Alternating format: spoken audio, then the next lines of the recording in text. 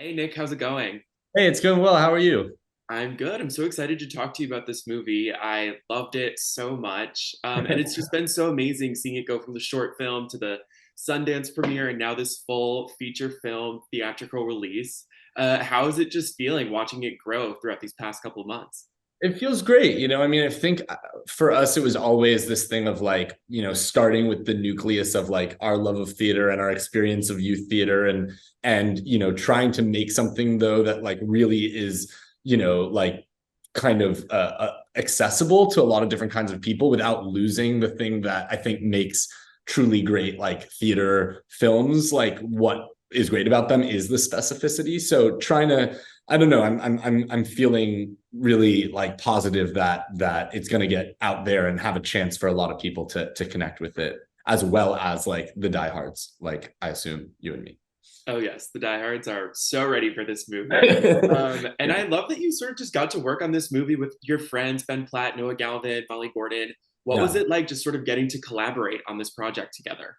you know it's very the DNA of this film is in the subject of this film, and that like we did grow up all doing theater together. I was in lots of shows with Ben when we were in high school. We were Stein and Stone and City of Angels and The Baker and Jack and Into the Woods, and so we kind of like and did a lot of improv. So we had this sort of friendship forged in making things and in the process and intensity that we like depict in the film.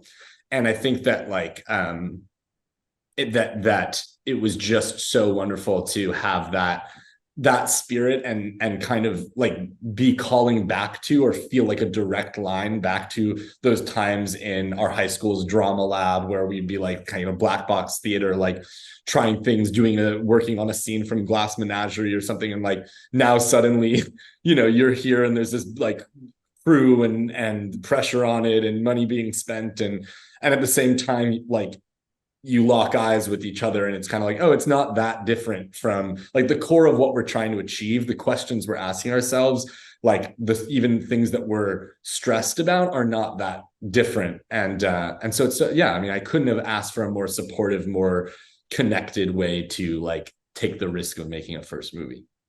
Yeah, for you personally, what was it like just sort of getting to make your feature film directing debut with this film?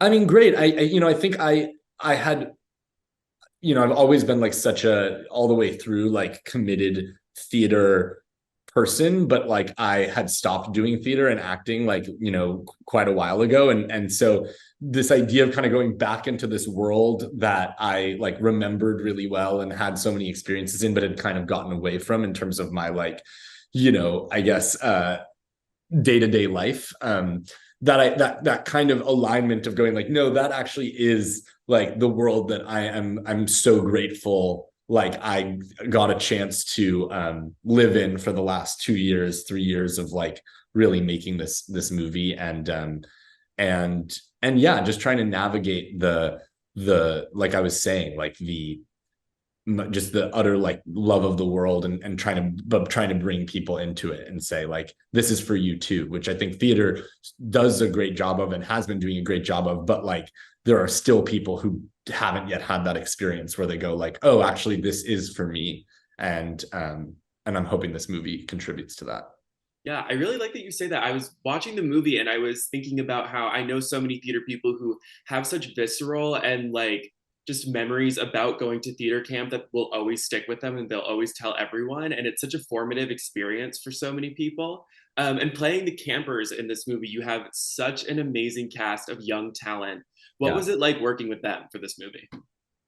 It was amazing. I mean, I think that the thing that we really wanted was like that authenticity of actual theater kids. And so I don't think these kids were like really having to, prepare any more than they have been in their relatively short lives to like be that kind of kid and that kind of obsessive that we were as well. And it's like, I think they were so brilliant in their improv and their sense of commitment, and like I think they took the film as seriously as the kids in the film are taking the production that they're in, which is just such a gift. I mean, Bernie Telsey and Christian Charbonnier, who cast it, are so also tapped in and creative in their own like inimitable way in terms of bringing people in and having real vision for who would be right for this kind of like, especially the way that we wrote the kids. Like, I think for the adults, we were very much like, we wrote it for our friends. We know who's going to play it. And I think for the kids, it was a little more open-ended of like, okay, we think that it'd be funny for there to be a kid like this.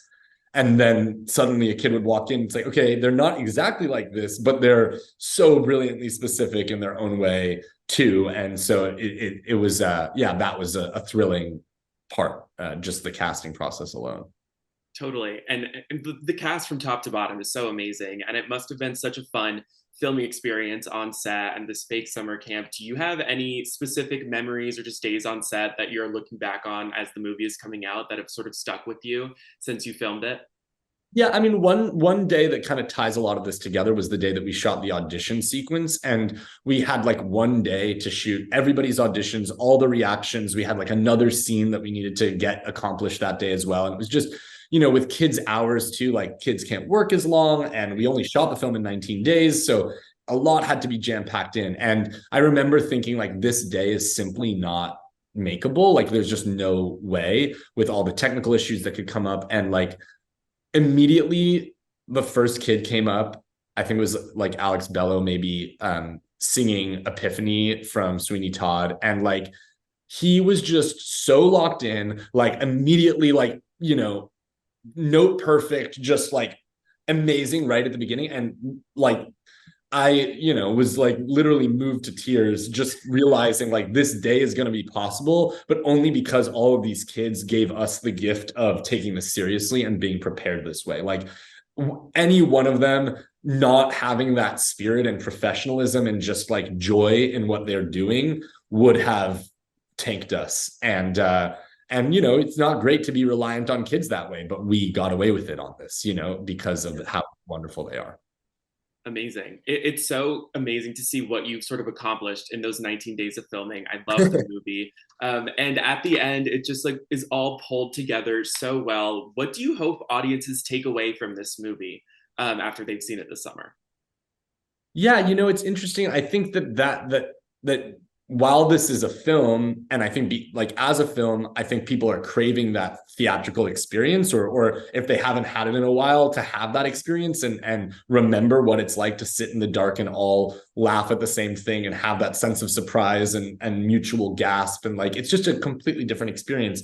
But I think that the thing is like, that's true of theater all the time. Like that's, it's like, there's no theater other than that. And so I think, I hope that like kind of, as I said, people watch this film and it broadens their understanding or their sense of like what it means for them to enjoy theater and connects kind of theater back to that, like maybe like especially musical theater, that kind of cooler, sexier 60s, 70s, like kind of feel of like, it's messy. It's a bunch of people in a room throwing something together, it's personalities clashing up against each other. And like that feeling that is in the original Broadway cast recording of Company documentary, that was a huge reference for us, that I think we really tried to like bring into this film.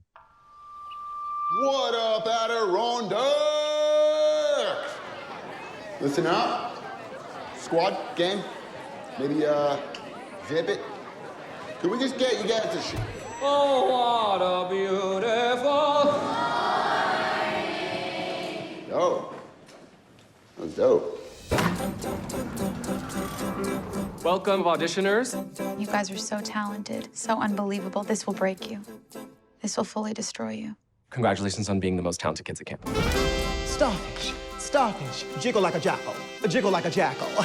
These are the things we can do with masks. These people are really weird. That's a good song choice. I do believe her as a French prostitute. Amos, Oh, I'm sorry. Sex worker. thank you. Sad news, I will not be doing piercings anymore in the hut because there's a narc amongst us. Cassie has narked. It's totally fine. We're going to need to prioritize the musicals, which means the straight plays are going to have to be acoustic. Quick question, what's a straight play? There are musicals and then there are straight plays. So then what would be a gay play? I guess, a musical. Oh, cool. I know this one's a theater camp classic, so send my regards to Broadway. We only have 3 weeks to create a masterpiece. It's on you now. All on you. Let's do this. And cue cocaine. You need to know that only 3% of people make it. The rest end up in a mental facility or on a go-go box in Hell's Kitchen. This is a complete disaster. Everything is gonna be okay. It doesn't work okay. We're theater people. We know how to turn cardboard into gold.